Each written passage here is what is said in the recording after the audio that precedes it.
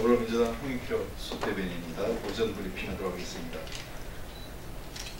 네, 어제가 1차 세계대전 종전일이라 1차 세계대전 종전 100주년이 한반도와 국제사회에 주는 평화와 협력의 교훈을 되새겨 보겠습니다. 2018년 11월 11일 제1차 세계대전 종전 100주년을 맞아 프랑스 파리에서 세계 정상들이 만나서 다시 한번 평화의 의지를 가졌습니다. 1918년 종전 당시 연합군을 주도했던 영국은 인류 역사상 가장 비이성적이고 참혹한 전쟁을 두고두고 기억하며 재발을 방지하자는 의미에서 10일이 세 차례 겹치는 11월 11일 11시를 종전 시점으로 정했습니다. 국제사회는 1차 세계대전을 계기로 다시는 전쟁이 일어나서는 안 된다는 뜻을 모아 국제연맹을 창설했으나 이후 제2차 세계대전을 막지는 못하였습니다. 또한 한반도를 비롯한 세계 곳곳에서 정치 군사적 대결과 분쟁도 계속되고 있습니다. 그런데 내년은 이러한 종전선언의 영향을 받은 3.1운동 100주년이자 임시정부 수립 100주년이 되는 뜻깊은 해입니다. 1차 세계대전 이후 식민지 국가들을 중심으로 민족 자결주의가 표방되면서 3.1운동으로 이어졌고 3.1운동은 자유와 평등, 평화를 향한 열망으로 대한민국을 국민이 주인인 민주공화국으로 만드는 중요한 계기가 되었습니다. 지금 한반도는 세계사적 대전환기를 맞고 있습니다. 지구상 마지막으로 남아있는 냉전 질서를 해체하고 평화와 화합의 시대로 나아가기 위한 힘을 모으고 있습니다. 문재인 정부와 더불어민주당은 3.1운동의 자유와 평등, 평화의 가치를 다시 한번 되새기며 3.1운동과 대한민국 임시정부 수립 100주년을 새로운 출발선으로 삼아 공정하고 평화로운 국제사회를 만들어가는 데 함께할 것입니다. 특히 남과 북이 핵없는 평화로운 한반도를 만들어가는 것이 이러한 노력의 출발점이 될 것입니다. 북미대와 관련돼서 말씀드리겠습니다. 지난 8일 예정되었던 뉴욕 북미 고위급 회담이 연기된 후 북미 대화가 지연되고 있는 것에 대한 우려가 나오고 있고 이 과정에서 중재자로서 문재인 대통령의 역할이 더욱 절실한 시점입니다. 미국은 북미 협상에 펜스 부통령을 앞세워 한반도의 완전한 비핵화 달성까지 외교 경제적 압박을 지속하겠다며 북한을 압박하고 있고 이에 북한도 협상 중단, 핵개발 재개라는 용어까지 언급하며 맞불을 놓는 양상입니다. 그동안 두 차례의 세 차례입니다. 그동안 세 차례의 남북 정상회담과 한 차례의 북미 정상회담을 통해 어렵게 쌓아온 신뢰가 흔들려서는 안 됨에도 북미 고위급 회담 연기 이후 일부에서 비핵화 협상에 위기감을 조성하고 북핵 협상 장기화를 부추기는 행위는 중단되어야 합니다. 최근 문재인 정부는 9.19 군사합의서 이행했다는 지난 11일 GP11곳의 모든 화기와 병력, 장비 철수를 완료하였고 취임 후 처음 공조 경비구역을 방문한 로버트 에이브럼스 신임 주한미군 사령관 겸 의행군 사령관은 남북 9.19 군사합의서 이행에 대한 지지를 확인하였습니다. 또한 11일에는 9월 남북 평양 정상회담과 9월 평양 정상회담에 북측이 선물한 송이버섯에 대한 답례로 평화의 섬 제주 뷰를 싣고 우리 군 비행 수송기가 평양 순안공항으로 향하는 등 한반도 평화를 위한 남북대화 분위기를 이어가고 있습니다. 또한 문재인 대통령은 13일부터 5박 6일 일정으로 한 아세안 정상회의, 에이펙 정상회의 참석차 싱가포르와 파푸아뉴기니 방문을 떠날 예정입니다. 미중러 대표들을 만나 한반도 비핵화와 북미대화 진전 등 한반도의 항구적 평화와 번영을 위한 운전대를 다시 잡을 것입니다.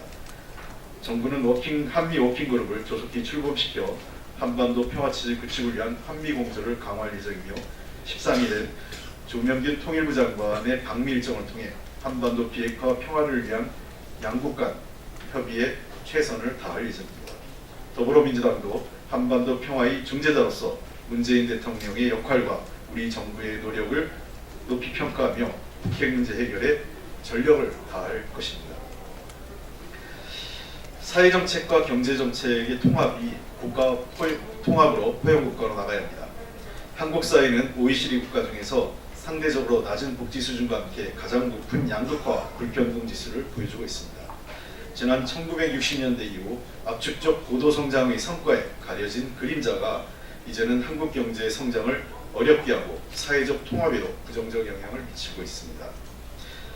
이번 시정연설에서 문재인 대통령이 제시한 함께 잘 사는 사회, 포용국가는 경제성장과 사회복지를 분리해서 보거나 대립적으로 보는 것에서 벗어나야 한다는 것입니다.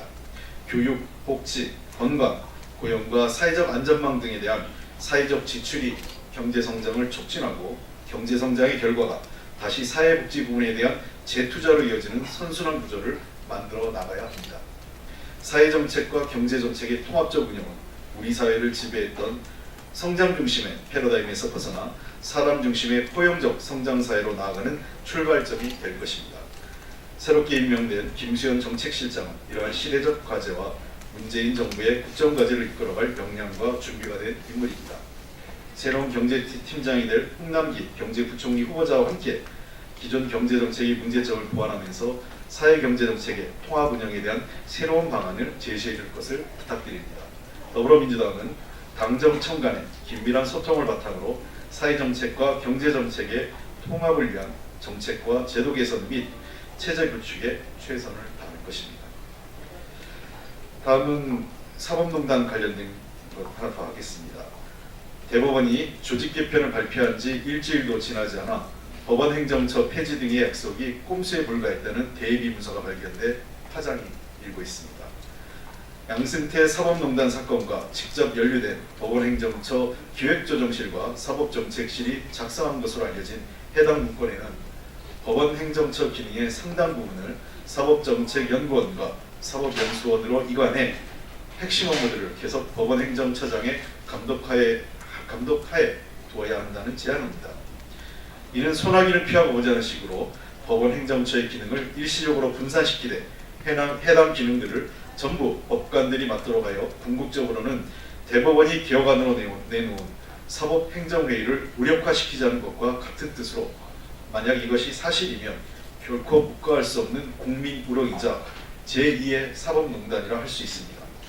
게다가 서울중앙지법이 양승태 사법농단 사건 재판에 대한 공정성 시비를 없애기 위해 형사합의재판부를 증설하겠다고 밝혔지만 이 또한 꼼수에 지나지 않는다는 지적이 많습니다.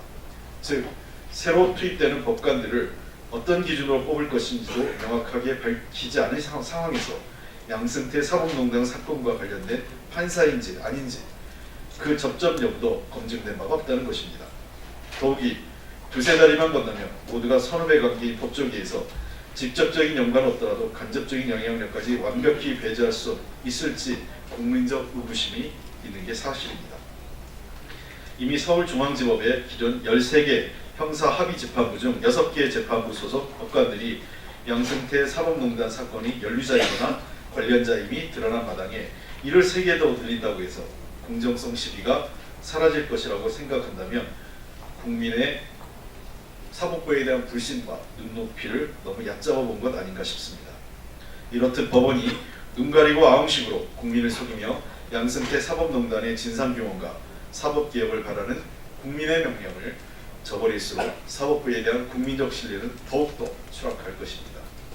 양승태 사법농단 사건의 공정한 재판은 오직 특별재판부를 통해서만 가능하며 특별재판부 설치는 이제 선택이 아닌 국민의 명령입니다. 특별재판부 설치를 통해 양승태 사법농단 사건의 모든 것을 명명백백하게 밝혀야 합니다. 양승태 사법농단의 진상규명과 사법개혁을 위한 야당의 동참을 다시 한번 촉구합니다.